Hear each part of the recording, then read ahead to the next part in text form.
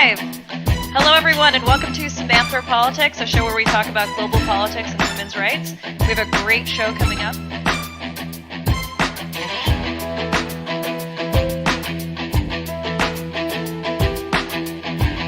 On the military for the genocide against the Rohingya. So as these poor people are being attacked, people are hiding in their offices. You guys saw a guest.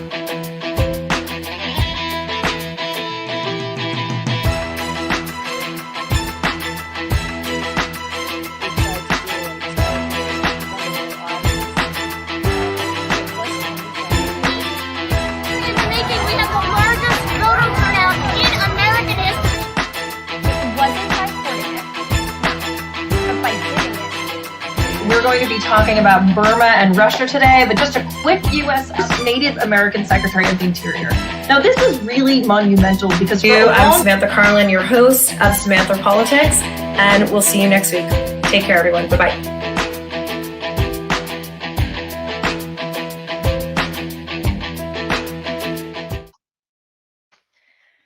And we are live. Hi, everybody, and welcome to this week's episode of Samantha Politics. We have an amazing episode coming up with a brilliant woman and former U.S. Special Representative to Muslim Communities, Farah Pandith. Before we get to that, we're going to talk about the latest global breaking news. So just hot off the press, the House just voted 252 to 175 to create an independent commission to investigate the January 6th Capitol assault, overcoming broad opposition from Republicans.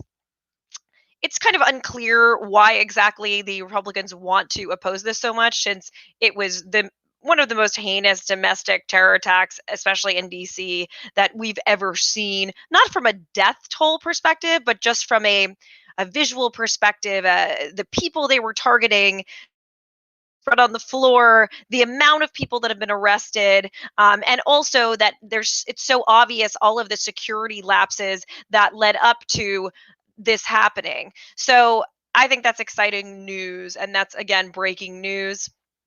A couple things that happened this week that were exciting with regards to women and gender. So the French Parliament just voted to implement gender quotas on larger companies, over 1,000 people.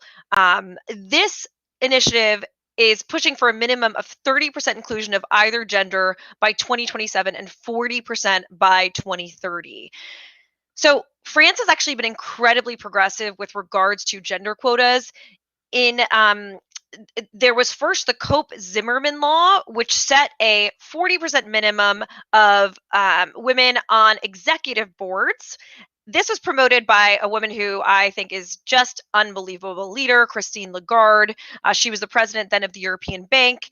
And she basically, there's stories about how Christine would come with, binders of women when people would be like, oh, there's no qualified women to put on the board of this company. She'd be like, actually, I've got this list here. And that was she was an incredible pioneer with regards to this. And soon after, women had elevated from 10% in 2009 to 45% in 2019. I mean, that is staggering, and it really shows how quotas do work. As much as people will be like, oh, well, there's going to be unqualified women. No, it just pushes people to look for those qualified women that might not ordinarily be in the pipeline because they're not in the old boys club or something like that. So France is now on the front lines of the board level gender balance in the world. It'll be exciting to see what happens now to executive C-suite leadership teams within companies as a result of France's new quota laws. Also important to point out that Macron actually nominated or has a minister for gender equality whose job it is to push through things like that. So having somebody in government who can really push gender equality, something similar just happened within Argentina, in terms of pushing through things that are about gender equality, it really helps to have that position within government. So more good news for women. For the first time ever, a woman topped the list of Fortune's 50 greatest world leaders. We've talked about her on the show before. She has a great accent. She's amazing. Her name is Jacinda Ardern, the Prime Minister of New Zealand. Some of the things that they cited, and it was interesting because it seemed like Fortune cared cared more about purpose than profit. In this latest kind of iteration, they cited the fact that she and the government of the high level government New Zealand cut their salaries by 20% in solidarity with people during COVID. She also just passed a bill that makes sanitary products free for girls in schools, thereby getting rid of girls that can't go to school because they don't have access to tampons and pads.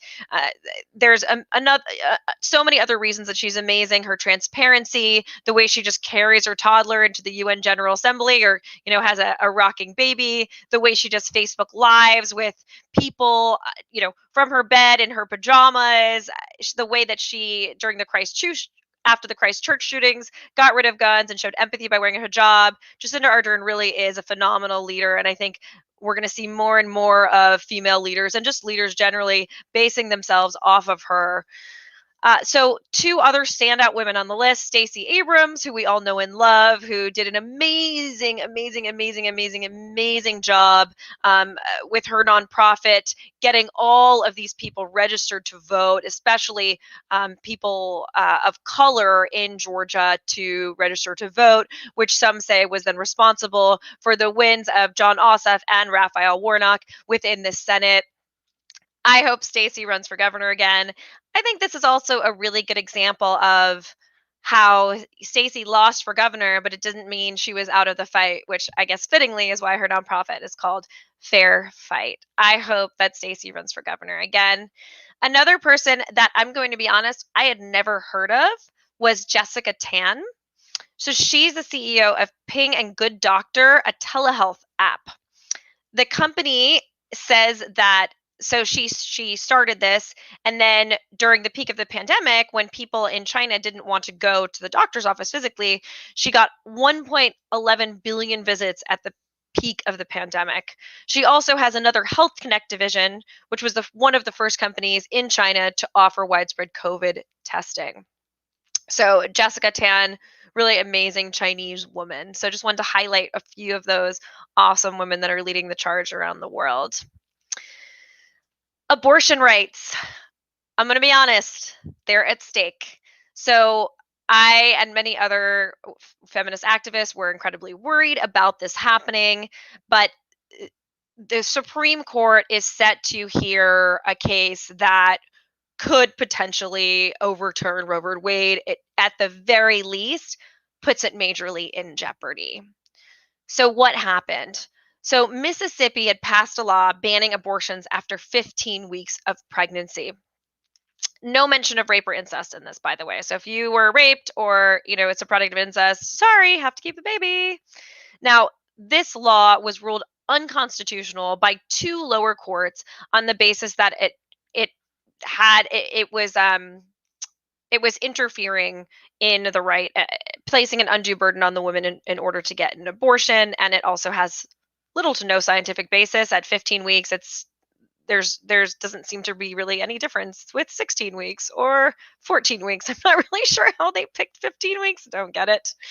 So two lower courts ruled this law unconstitutional after the Jackson Women's Health Organization sued the state of Mississippi.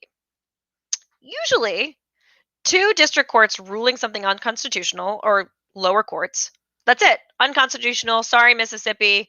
Bye. Take your stupid law and get rid of it. But we have to look at the fact that our Supreme Court has extremely shifted to the right with the appointment of Brett Kavanaugh and Amy Coney Barrett.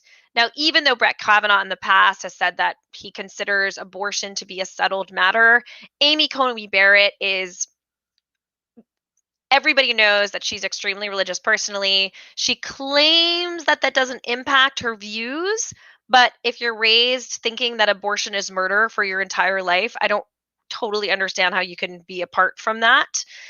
So the reason the Supreme Court is hearing this is because at least 4 justices have to say, okay, we want to hear this case. So, that means obviously one of them was Amy Coney Barrett, Kavanaugh, likely Gorsuch. I'm not sure who the last one was, but clearly we're seeing the court swing to the right. So the Supreme Court is going to take this case, and we're going to see what happens. But it's scary times, and so it's important to remember that even though Donald Trump is gone, a big effort of the right, they didn't necessarily care about Trump being elected. What they cared about was the Supreme Court and also filling the federal courts.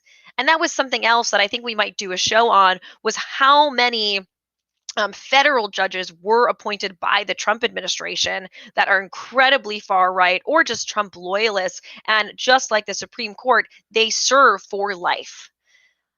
Really, really devastating legacy of the Trump administration that we need to take a look at further, and definitely a victory for the right. Chile.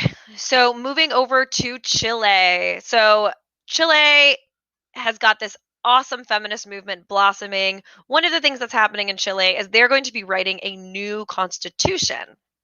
However, Chilean women did not want to see all men writing the new constitution. Wonder why? Wanted to make sure that there were things about gender-based violence and having equal representation, which as they should. So there were elections to elect people to this committee that is then going to oversee the drafting of the new constitution. Now, a total of 77 women and 78 men secured seats in this body overseeing the draft of the new constitution.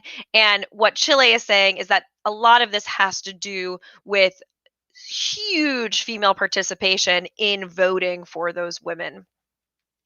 Now, this is a recent victory for feminist policy in a historically conservative nation.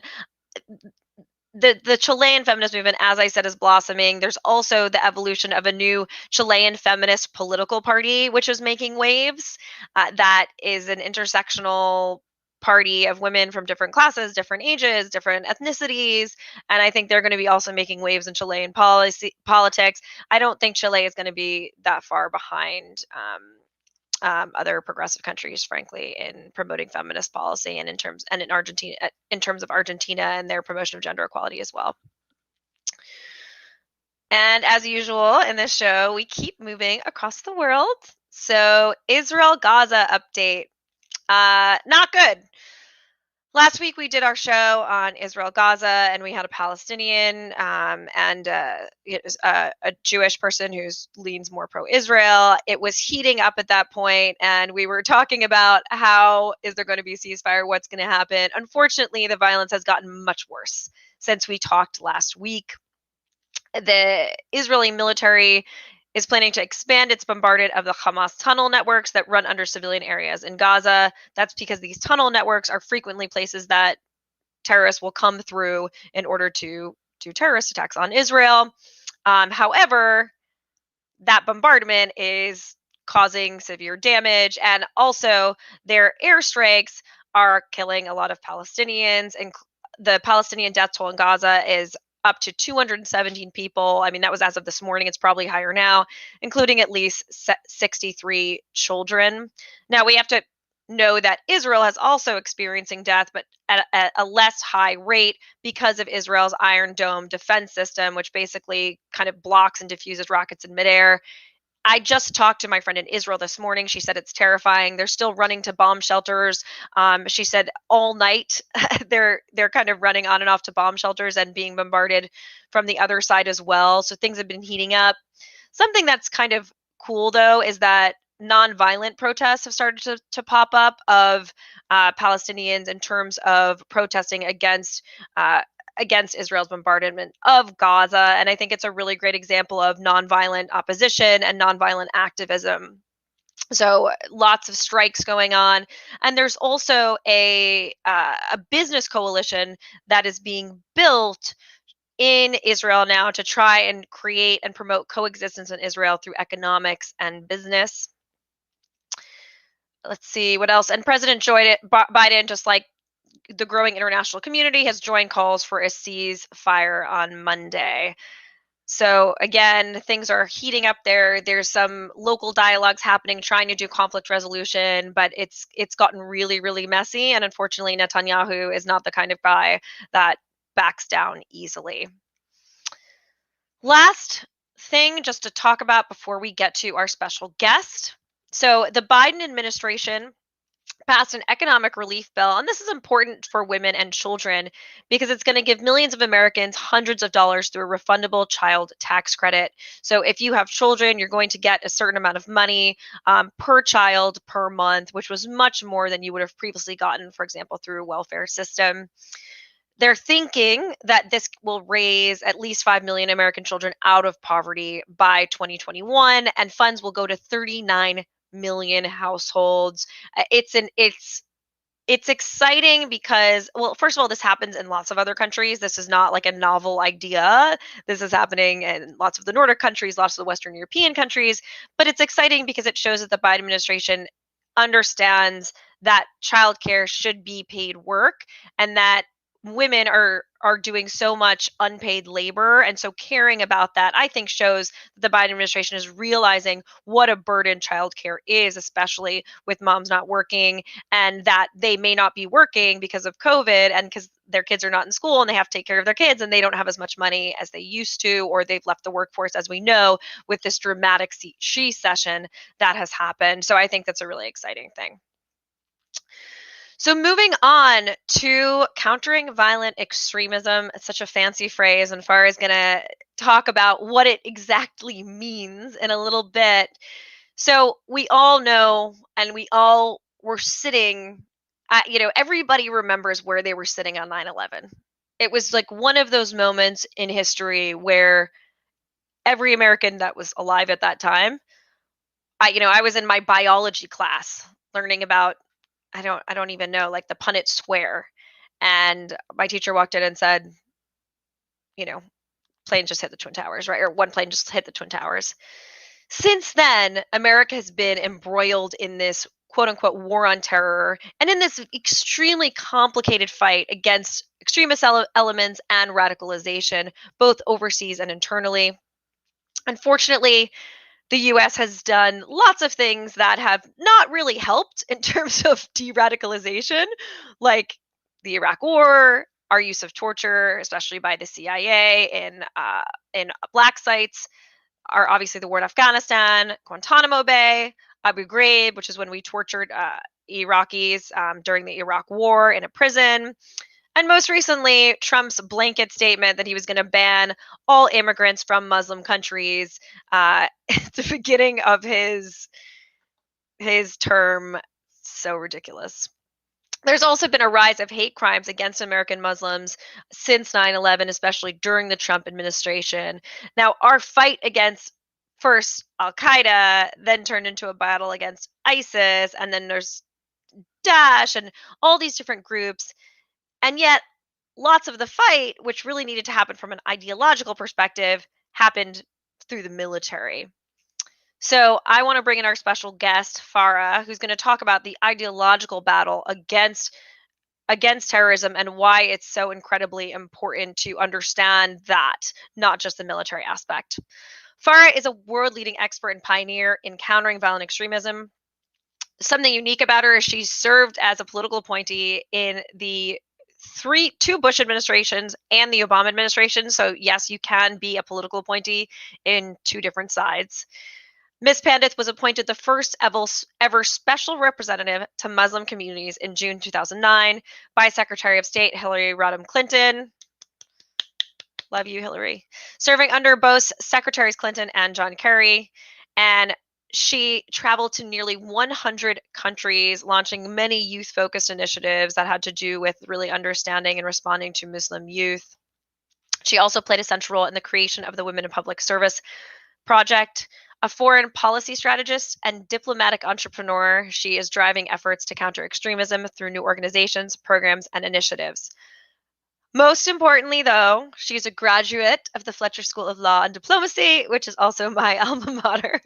So without further ado, I'm going to bring in Farah. Good evening. Go Fletcher. That was great. Go Fletcher. We're always the innovators at Fletcher. We're like, how can we do things differently? Like, I think you have to be. The whole school is about solving problems and understanding history and diplomacy and rule of law and the challenges that we face globally. Countering violent extremism is one of them, but finding solutions. I totally agree. So between counterterrorism and countering violent extremism? Yeah, so let's take a step back because I liked your and be human for just a moment, not be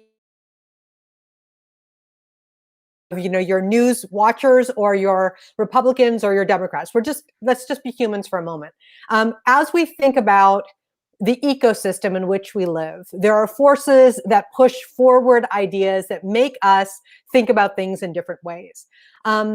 If we think about why somebody decides to join a particular group or buy a particular jacket or sneaker or something, they're influenced by their peers. They're influenced by a concept in their head of what that represents. And when you look at the ideology behind terrorist organizations, the thing that actually motivates somebody to join a terrorist group, that's the ideology that's behind it. That can be a group like the KKK, or that can be a group like the so-called Islamic State. The us versus them ideologies that we have absorbed globally over the course of the years after 9/11 has primarily been focused in the US conversation around fighting groups that use Islam and manipulate Islam to recruit people into their camps. So Al-Qaeda, Boko Haram, the so-called Islamic State, groups like that have been front and center of how we've thought about terrorism or terrorists. So when you talk about what is counterterrorism from a purely sort of definitional point of view, counterterrorism is the work that is being done to prevent a terrorist organization from getting agency and doing evil, violent things. Okay, so counterterrorism also includes following the money a terrorist organization is able to capture to be able to do the things that they do. The softest part of this field that we are just describing is this ideological part. What is making an individual find that ideology appealing? That's the work of countering violent extremism. So that is soft power. That is non-kinetic. That is the work of what happens within you. That's emotional and psychological. It's also the work of what's happening within an environment that leads somebody online and offline down a path that makes them feel like they need to join the Proud Boys or join Al-Qaeda. So it's basically thinking about this path that people go down to get to that standpoint. It is it's the system that is in place, the ecosystem that is in place that allows a human to decide for themselves that in fact that violent ideology is something that they want to buy into and support. So countering violent extremism is prevention. It's everything that you can do to stop that individual from finding those bad ideas interesting. So far as book, I should have mentioned that Farah is also the author of a new book called How We Win. And I can't remember all of the things, social media mavens and lots political visionaries and enlightened business leaders. Thank you. It's everybody that makes up our larger community. It's all the sectors. It's not just government. So talking about, and I feel like I have to say this because I put this in the ad for the show. One of the things you talk about is chatbots. Like if we're talking about the path that people get to become extremists and that ecosystem around it, so much of that, and you talk about this in your book, has to do with social media and looking things up. So she has a great chapter called Shake Google, which is that like young Muslims don't, that they rely on a Google search or on a YouTube influencer more than they do a scholar, which is something that we got wrong. So talk about actually countering violent extremism. What have you seen that has worked, whether it's a chatbot or whatever, to get people off that path? Okay, so let's use an example that is current and right now. Okay, let's think about QAnon. Okay, for just a moment. When people go online to try to mobilize their emotions, they're feeling something inside.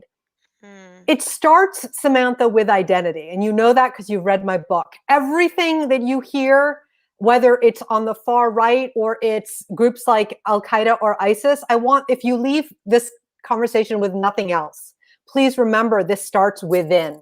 It does not start in an online forum. Something is happening within you. You are asking a question about yourself. Who am I? How do I belong? Who do I belong to? How do I fit in? And who do you go to get those answers? The problem that we have had is we think that there's some external alien that is like arriving and putting ideas into your head.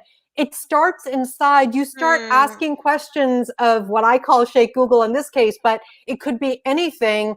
Whether it's a political ideology or it's a racial ideology or it's a heritage or it's a religion, whatever you think that you want to ask questions about, you're asking how to find people that buy into what you believe.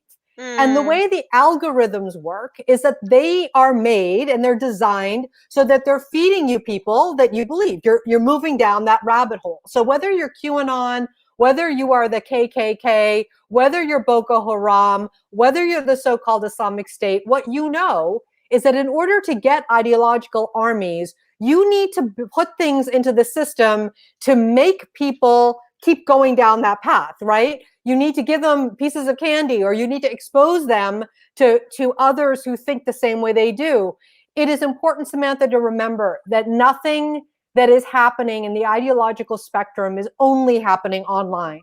You have to experience the ecosystem online and offline. So maybe you're in a household that believes that white people are superior. Maybe you're in a household that believes Islam is the only religion and everybody needs to be a Muslim. Whatever you're experiencing with your peers, with your family, how you're identifying, you want that comfort. You want to feel grounded. And then you move into a swish of your finger on your phone when you start moving into, spaces where others like you exist, and you see the way they look, you see the memes, you see the way they dress.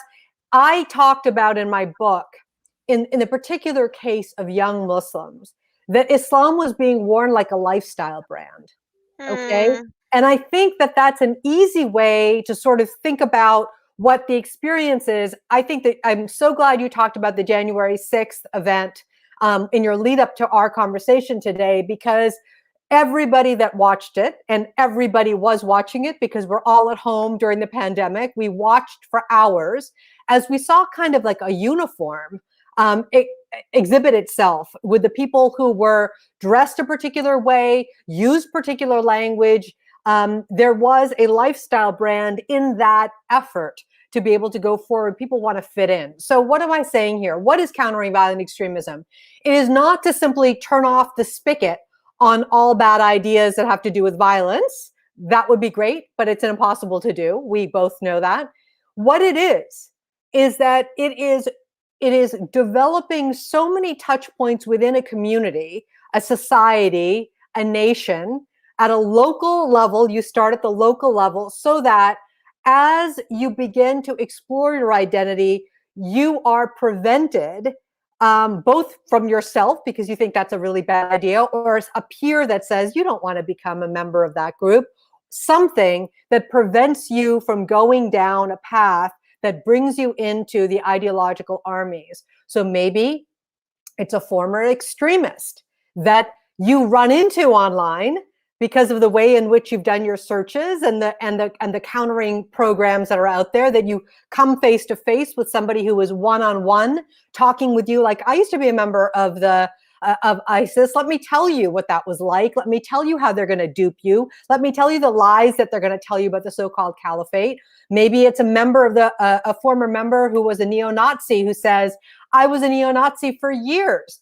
Let me tell you why I became one. Let me tell you why I left. Sometimes it's a program that is educational, that is in a school system in which you are being confronted with the arguments that the bad guys will put forward, and then they suddenly debunked. They're broken apart so that you see for yourself that what they're telling you is not true. Whether it is something simplistic like a one, and I say simplistic, it's not like that. I mean, but whether it's a one-on-one thing, whether it is working in an educational environment, whether it's working with technology companies that are pulling you in a different way, so you're seeing content that isn't bad content, and you're exploring that analytical side. All of these things are part of countering violent extremism. But what is not part of countering violent extremism is policing. This has nothing to do with the tactics that are used to prevent violence from happening, that is very kinetic, that has to do with this. This is all of the soft stuff that you do to change people's minds. And this is why, Samantha, frankly, it's been not paid attention to by both government and others, because we can understand how to stop a military endeavor. We understand how many planes and tanks and soldiers you need. You have a return on your investment when you go in most of the time. This is the soft stuff that Congress then asks, well, if I invest in that educational program, can I be sure that everybody that listened to that will never become right, which is totally impractical to, which is nuts, and we don't do that with anything else. But CVE is an ugly stepchild of counterterrorism. It's been given the short end of the stick, pennies on the dollar for soft power, when in fact, Farah, I want to stop you for 1 second. So one of the examples you actually brought up, and I want to just give the audience kind of evidence of this, is you talk about in your book, and let me, correct me if I'm wrong, that you were seeing that women kind of right at the rise of ISIL were being more drawn to these kind of very extreme ideologies, and that there were ways that could have been stopped with the right investment. What could have been done to get those women not to join ISIS? This week's Economist has a piece on the Maldives, okay? And it says in this piece, that the headline, like, basically, it's a warning sign. I think that it's getting very conservatively Muslim. And I'm like, yeah, no kidding. In 2010, when I was in the Maldives as special representative to Muslim communities, I was seeing, there's a concept called cultural listening, which is what you do, what you see, the changes that are happening around you. Companies use that same kind of understanding to predict, to forecast what the trends are going to be coming up. Is veganism going to be the thing that everybody's around? They figured that out 10 years ago because of buying patterns, the way people were thinking about themselves. And guess what? When you're talking about identity and belonging, and things are happening within your culture that for 800 years they never happened, and then suddenly women can't go to school, or they have to change a particular way. Things are happening within your culture. So why am I saying this to you? Because when I was special representative to Muslim communities, I was beginning to see really weird commonalities with women around the world. So whether I was in Brazil talking to Muslim women, or I was in Tajikistan, whether I was in Sri Lanka, whether I was in Canada, whether I was in Morocco, pick your place, totally different. I was seeing a change. The chapter in the book is called Halalization. I was seeing a change in the way women were thinking about how they lived Islam out loud. And I am not talking about simply covering themselves. I am talking about the way they thought about their role in the world. And I saw too that bad actors were going to the women and realizing that they needed the women on board, because who is a child's first teacher? It's their mom. So you get the women on board, the moms on board, and now you suddenly change the feeling within the household. You get the women to say, if you're a real Muslim, you need to be more, vibrant. You need to, and you're beginning to see those changes. And so I didn't have a crystal ball, and I'm not some brilliant, soothsayer. I mean, it was right in front of us. But what happened in government? In government, people dismissed the idea that women could get radicalized, because the narrative about Muslim women were they were the victims, right? Or that they would never want to belong to a group like a so-called Islamic State that was so vile and so fierce and committed to sort of very base, or the Taliban, any of these groups that sort of put down women and also very narrowly created a space for them. And so the predictions in government were they can't get radicalized. Why did you explain to them like why? So why can you explain why does that appeal to women? Why do they want to be part Because of women are something that? human. Because women are human. We're not some specialized force, just like men. They may not be radicalized in the same way, meaning it may not be the same argument that you'd work on for a 16-year-old boy as you would for a 16-year-old girl, but Nike doesn't sell a 16-year-old boy the same sneaker as a 16-year-old girl. Right. Okay? Right. Like Specific messaging that responds to them. Samantha, 100%. Yeah. And what we have to understand is, going back to this issue of identity and belonging, those women want to belong too. Right. They want to have agency. So for them, specific narratives were working. And why this is important, Samantha, today is because, now I'm going to bring you back to the 6th of January. When people began to look at QAnon, they began to go, wait a minute, white women in America are belonging to QAnon at a rate that we had not, like, what is going on here? These are Lululemon wearing, acai bowl eating, yoga going, women who have jobs. They're not living. Right. There was this perception it was all these women that were coming from poverty, and it was actually plenty of upper middle class people. It is the same mistake we made. So when you ask this question about women, what we have to understand is everybody is vulnerable. Millennials, Gen Z, and now Gen Alpha, which is the generation younger than Gen Z, boys and girls, young women, young men, we've got to have programs of work that is protecting, that is youth protection for all of these different aspects of our society. So we do not see people go down a path of extremism and hate.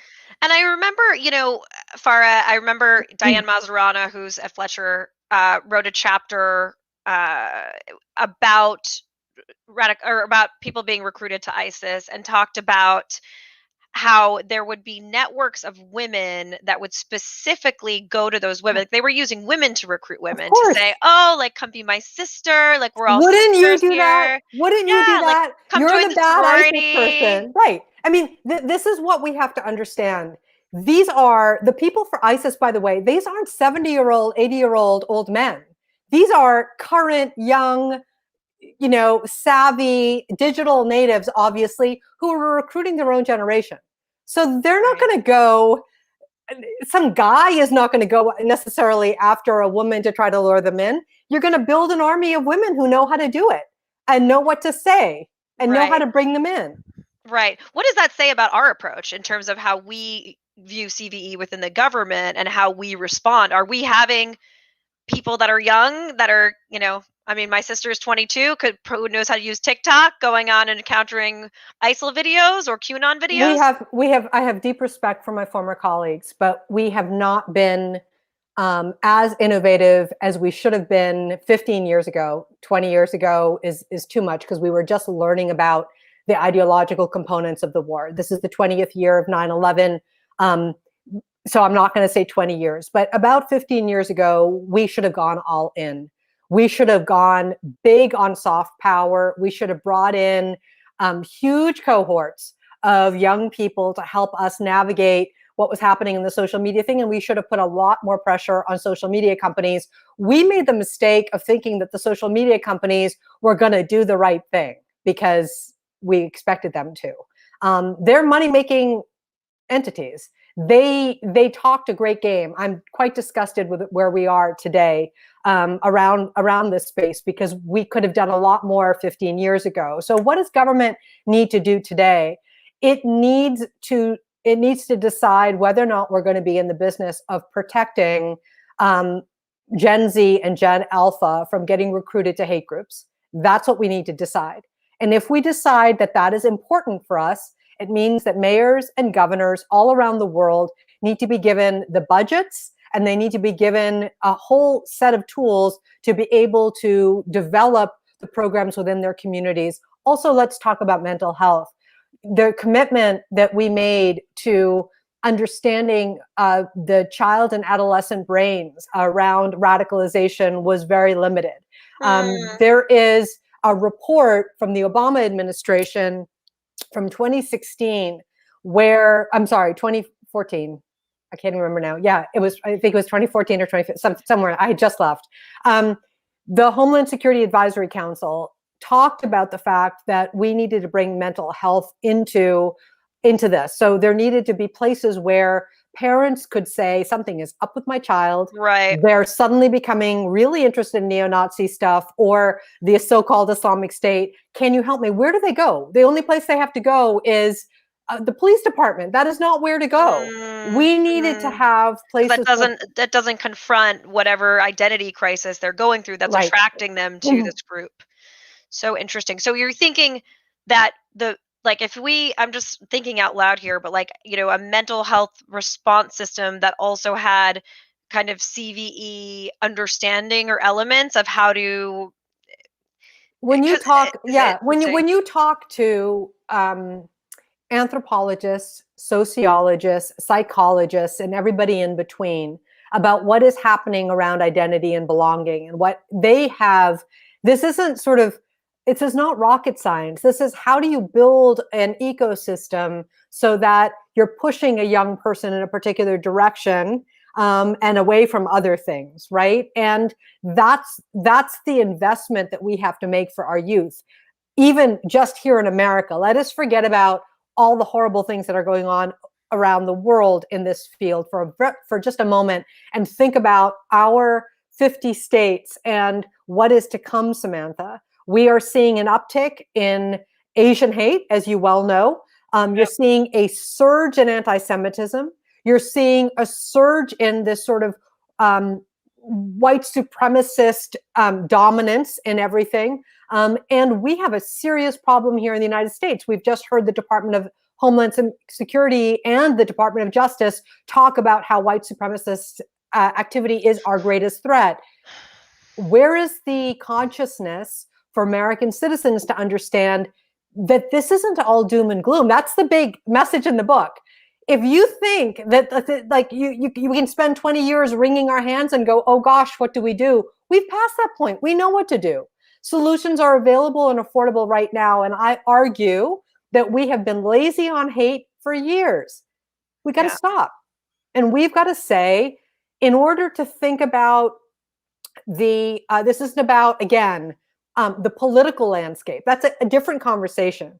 But in terms of activating at very young ages, Samantha, I'm talking grammar school, how to be conscious of the fact that bad actors are trying to recruit kids as young as 7 and 8 years old. Wow, it's unbelievable. Yes, it is unbelievable. But it requires us to get real about responses. And I feel I can go down a very dark, path with you and say, here are all the things that could come. But I also can tell you, because you kind of talked about this. I loved how you were speaking about women and changes that are taking place. When we have it in our head that we want to do something, we know how to do it. If we want women around the boardroom table, we know what we need to do. If we want women in foreign policy, we know what we need to do. Enough with there aren't any qualified women. I don't have any bandwidth for the conversation that this is too hard. Like if I hear that one more time, I will scream. It isn't too hard. It requires commitment and focus. And I think you have that now. What could we, thinking about, new administration, Biden administration, they care about domestic extremism. What do you think the first top priorities should be in confronting that threat? And also I'm a little bit confused of who does that lie with? Is it DHS or is it Where does that come So from? one of the problems is that we've defined everything as international versus domestic. Ideology has no borders. So ideas that are coming. Ideology has no borders. I just want to repeat that because I think that's really poignant. So what you're seeing with white supremacists is that they are picking up ideas and skills from their brothers and sisters in Europe. Their brothers and sisters in Europe are picking up skills from people in the United States, and ideas. But they're not just sticking to their ideology. They're going to the playbooks of who's done it right. So even though a white supremacist may hate ISIS and what it stands for, ISIS was really successful. Yeah, they I can still mean, learn from everything that they did. why would you not go to a playbook? Right. So what are we dealing with today? So I just want to talk about that sort of ideological thing. Yes, the Biden administration has defined things as domestic and international. Having said that, you have a president who is not shying away from talking about the importance of rebuilding communities so that hate and extremism don't thrive. You're talking about a president who set up a system within the NSC right now with people who are looking at our laws to see whether or not they're fit for purpose, who are putting pressure on technology companies to do a whole lot more than they've done. You see an administration that has joined the Christchurch call to action. You've seen, that's not the end all be all. That's not the only stuff. They've also talked about increasing the grant structure so that states have more money for their programs in this. But I would argue that the most obvious thing we need to do right now is to invest in the programs the US taxpayer has already invested in, starting in the Bush administration, continuing in the Obama administration, in some cases, some of the work in the Trump administration too. What is a program that I'm talking about? The Strong Cities program, which is a global network of mayors and governors that are working with municipalities all over the world that have best practices to share about how to stop hate and extremism. I'm talking about going back to one of the very first CVE programs built in our government. No one else had done this around the world, and it continues to be the only network of its kind of former extremists, former FARC, former IRA, former Al-Qaeda, former ISIS. I could go on.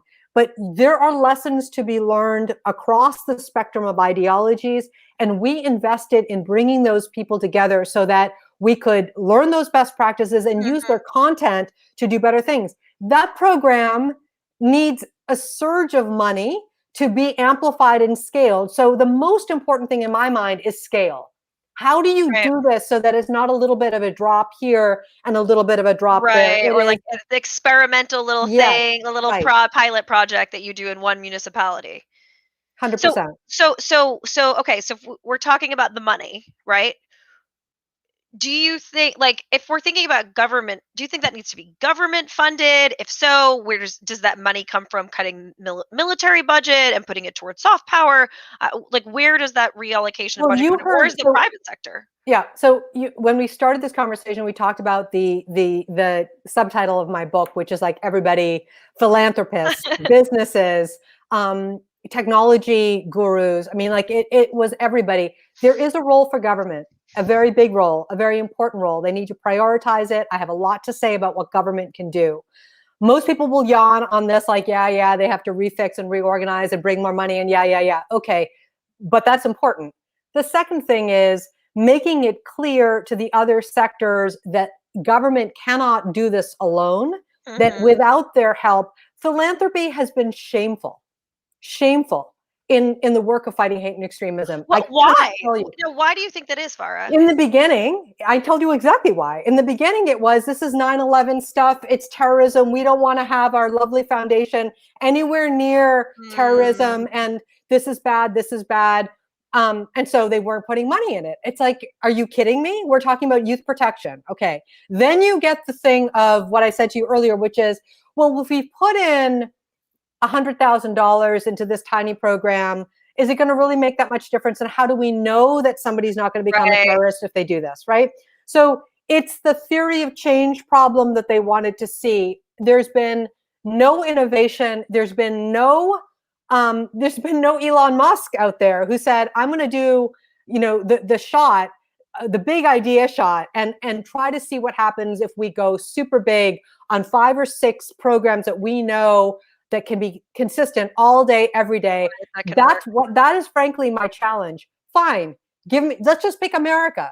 It's just 50 states. We don't have a gigantic problem over here. I was saying years ago. Let's go all in on America. You'll see what we can do to build resilience. And then you can see whether or not this can be used around the world. Didn't want to do it. Wasn't a big enough problem. Now we have this hellish problem that is in every state in America. It's being funded. It's out of control. It's being seen, and people are panicking because suddenly it's like, well, this is not who we are as Americans. It's like, guess what? This has been brewing for a very long time. Right. And when you don't look at this stuff, this is what happens. So what do we do now? We tell business leaders, you care about communities. What are you doing to build resilience within communities and using, your skill sets? How can you help NGOs that are doing this work? Samantha, one of the things that's most difficult to actually say out loud is that the burden of this problem of hate and extremism that leads to then radicalization and recruitment is that the NGOs that are doing this work have to fight for every dollar. Yeah. And we as government don't have the credibility to do this stuff. So they're fighting for these tiny little grants. There are kids in their 20s and 30 years old who are working crazy hours, looking at horrible things. At the time, it was like beheading videos from ISIS. And we're asking them to come up with solutions for this. This is not Facebook where they have like a little lounge room that they can go back and sit quietly and eat, bonbons while they drink a beer. Yeah. Right. These are NGOs who are fighting for every dollar. So my thing is, businesses, you can afford to support them. How do we scale their programs? Foundations, can we please get with the program and go all in? Let's go all in for a decade and see what we can do. Now, I want to just tell the audience an idea that I had, which is the Farah Pondis Center for Countering Violent Extremism. So if anyone out there would like to fund that, Farah's book is just full of ideas. We should do this. We should do this. This works. Hey, want to do this? Let's do this. This works too. So there's a reason why the book is called How We Win. I really wanted to make it simple for people. Like, you think we have a problem? Here's a playbook for the answers. I'm all in. So your listeners who are ready to invest, we're ready to set up. I'll do this with Samantha. We'll set ourselves up. But in all seriousness, there is a path forward. What I'm really scared of, I don't want to end on a sober note, but what I'm very, very nervous about is we're going in so small on the solution set. The bad guys are skilled. They have lots of money. They have lots of time. They have lots of passion. That's how ISIS was able to recruit. When, you will remember that they were called the JV team because people are like, come on, how can these people do this? We said the same thing with Al-Qaeda, that like a ragtag group of people who live in caves, they can't get us Americans. Like, guess what? You don't need a lot. You need organization, which they have. They need commitment and drive, which they have, and they need an ideology that they believe is the real one. And that's how Hitler did what he did. That's how AQ did what they did. That is how ISIS did what they did. What's going to happen next? And here's a sobering point. Think about the numbers of young people under the age of 30 in the world today who are digital natives and are connected with a swish of their finger, that can be exposed to either really great ideas or really scary ideas. So I know we only have a few minutes left, but I do think it's really interesting how you point out how, if Google or Facebook was involved, how you could divert somebody from, if they Google, how to make a bomb, you divert them to whatever, how to make a cake. I don't know. I mean, that wouldn't work, but you know what I'm saying? Like that you could divert people to looking at more positive ideas, or, if they're searching about depression, like you're searching for, I don't know, ways to do that. But I think about like, that means that Google has to change the algorithm to deprioritize like how to make a bomb or anything that's like hate affiliated, and then change the algorithm to prioritize things that have positive kind of social good. And like there has to be that commitment there to do that. Well, that's been the dance for the last decade, right? Where is freedom of speech? Why can't we? These are the questions that are in the pot that is cooking and bubbling up, right? And what I would say to you is, if we wait for these companies to come up with the solutions that is going to fix this, we'll be waiting a very long time. We've waited a very long time. I think what you're going to see in America, and I really hope we do, is something more along the lines of what's happening in Europe with sort of laws in place and fines in place that require these companies to think differently about who they are. The argument that I've heard the most is, this isn't who we are as Americans. We should be able to do whatever we want to do. We already confine what is seen. Are you kidding me? If Google didn't do that, all you'd seen is porn all day. They already decide, the system and the equation. You already have those things in place with the N word.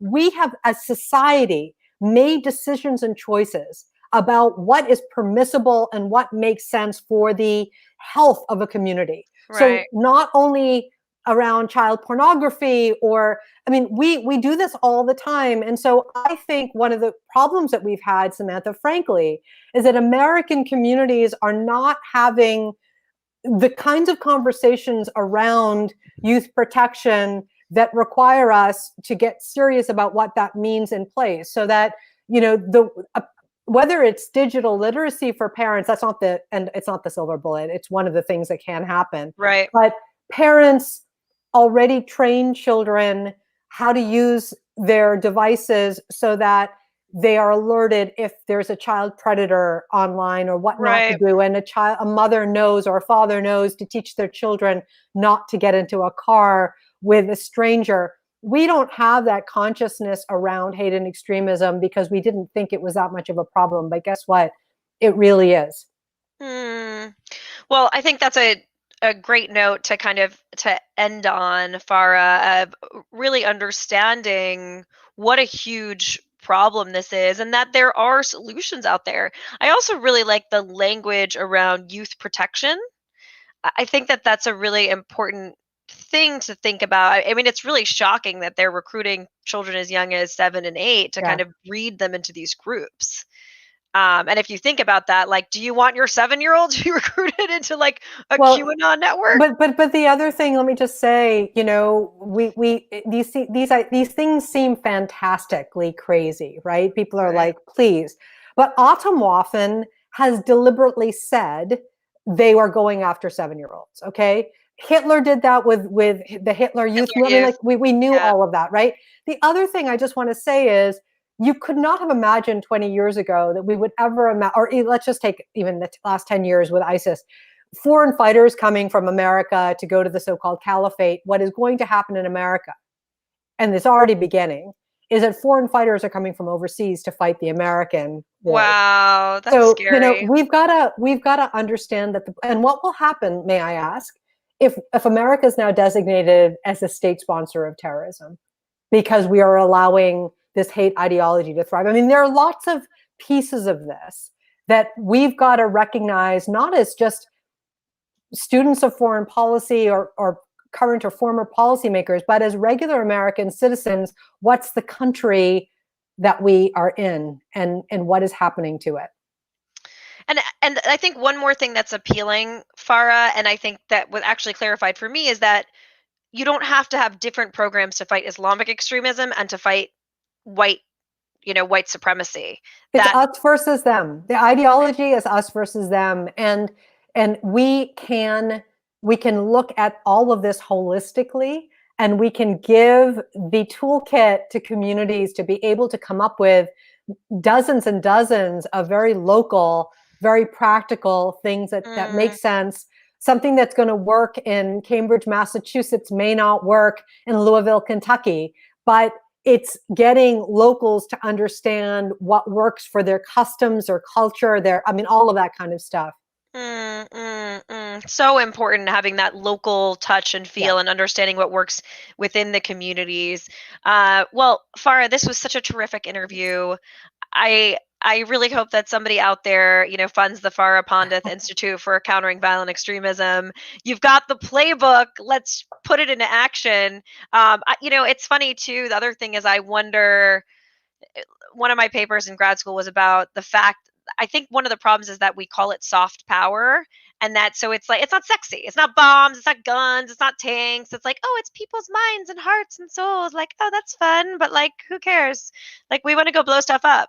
And there's this masculinization, I think, of our policy that is hurting us in terms of really actually approaching it. It's like we're scared of touching those vulnerable things like identity because it's complicated and scary. Yeah, and that actually does us such a disservice. I mean, you talk to, I mean, if people go back and Google Secretary Gates and Secretary Clinton, they both talked about the importance of investing in soft power, because that means that military won't have to do the things that they do, because you're preventing people from joining the armies. A group like ISIS cannot be ISIS if it has no soldiers. So that's our goal here. We should be doing more of this. Farah, thank you so much. This has been such a pleasure. Everybody out there, buy Farah's book. It's fantastic. It's also available as an audiobook. I listened to half of it driving. It was really interesting. So the link to buy it, again, it's called How We Win, and the link to buy it is in the Facebook comments of the chat. And you can also go to farahpandith.com. So, excuse me, farahpandith.com if you want to contact Farah about any sort of collaboration ideas or money you would like to give her to start her new institute. Farah, it was such a pleasure. Thanks. Keep on doing the work you're doing. It's just so important, and I will happily join your institute. Thanks, Samantha. It's been a pleasure, and I appreciate it very much. Yeah, absolutely. Have a great night, Farah. Thanks. You too. Bye-bye. Bye-bye. Well, that was a terrific interview with Farah Pandith. She was the first U.S. Special Representative to Muslim communities nominated by Secretary Clinton. She has interviewed Muslims all over the world to try to understand what it is they're going through. And I think some of the points that she really hits on is that it's about identity, and that when people reach out to, when they're having that sort of identity crisis or suffering from depression or anxiety or feeling lost or feeling unworthy, what comes up in the Google search? Who do they have to access in their computer? Who is waiting there? And I think one of her big points is that extremists are waiting there. They know to prey on people who are feeling vulnerable, feeling lost, feeling like they're looking for their identity, able to prey, and they're waiting in the wings. We need to have, the Harry Potter waiting in the wings to, go against the, my gosh, I can't remember, to go against the, man, I can't remember, but to go against the evil spirit. It's been a while since I read Harry Potter.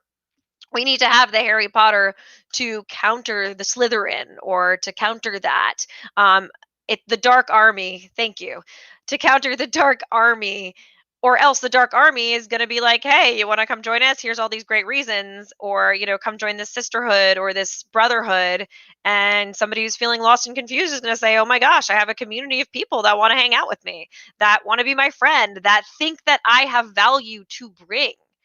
And if there's not another community that is positively intentioned, that's saying, we think you have value to bring also, we would like you to join our positive army, then the Dark Army is going to swoop them in. Also pretty sobering, just hearing about, that kids are recruited as young as 6 and 7 years old.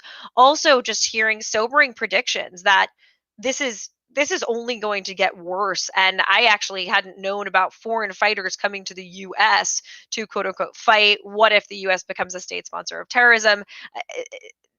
Things are not over. And I think that's when we started this show, was talking about, just because Biden has become president and Trump is gone does not mean that hate is gone, that extremism is gone, that people that are feeling scared and lonely and lost is gone, especially that got worse during COVID, with all these people losing their jobs and having extra time on their hands to go Google the internet and go on QAnon,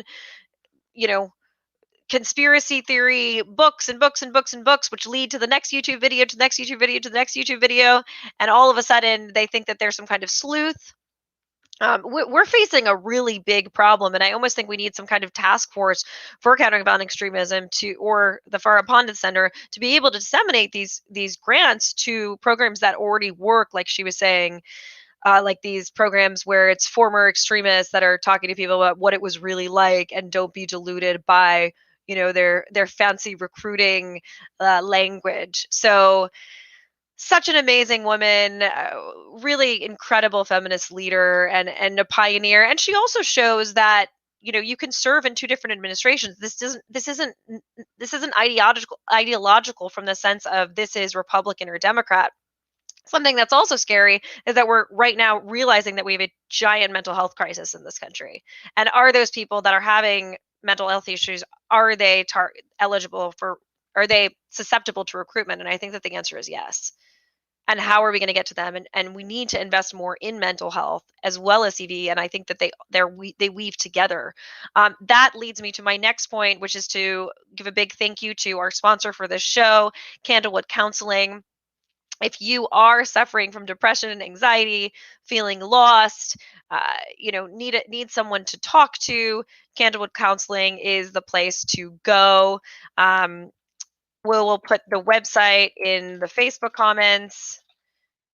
I know that the lead doctor, Dr. Helene, does take virtual clients. She also does things like hypnosis for sports psychology, or to become a better golfer, or for performance anxiety, or things that are stressing you out that you need help in terms of relaxing and getting rid of those things that are really scaring you or that you're fearful of.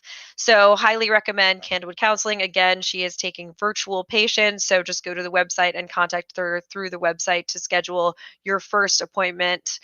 And I'd also like to thank our other awesome sponsor, the fancy graphics that you see, the cool intro video with me on multiple screens. That is the work of Stream Inspectors. I want to give a big thank you to Stream Inspectors. If you're looking for a live production studio to produce your show, your event, check out Stream Inspectors. And then lastly, the other sponsor of the show is actually my company, Empower Global, which does diversity and inclusion training and women's leadership training from a global perspective. So if you're interested in your company wants to get more understanding, help people to understand each other and start to get at the roots of this hate before it develops, diversity and inclusion training is actually a really good way to do that as well. So, and yeah, so that is it for today's episode. Next week, we're going to have hopefully a Chilean feminist guest to talk about what's going on in Chile with the evolution of the new constitution. Same time as always, 7 p.m. on Wednesday. And thank you so much for tuning in. If you liked this episode, do me a quick favor, like the page on Facebook, share the episode with your friends or your not friends or your grandparents or whoever. If you're on YouTube right now, please just hit the subscribe button so that you'll be notified. These things enable us to be able to get sponsors to support our work, and it's greatly appreciated. So thank you so much, everyone, and we'll see you next week on Samantha Politics. That's a wrap for today. Bye-bye.